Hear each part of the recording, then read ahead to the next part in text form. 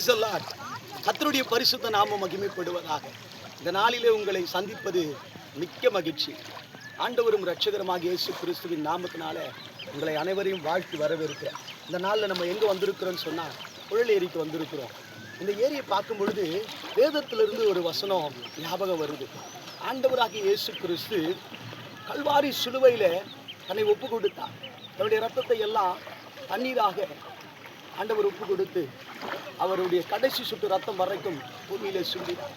ஆண்டவர் அந்த காரியங்களை மீட்கும்படியாக நம்ம பாவத்தை கழுவ ஆண்டவராகிய இயேசு கிறிஸ்து தன்னுடைய ரத்தத்தை ஒப்பு கொடுத்தார்.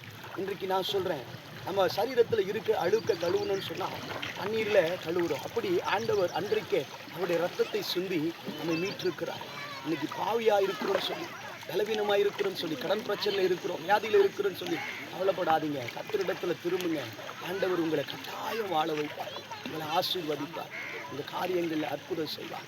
இயேசு கிறிஸ்துவின் வல்லமை உள்ள கரம் உங்கள் ஒவ்வொருவரையும் தொடுவதாக. ஆமென்.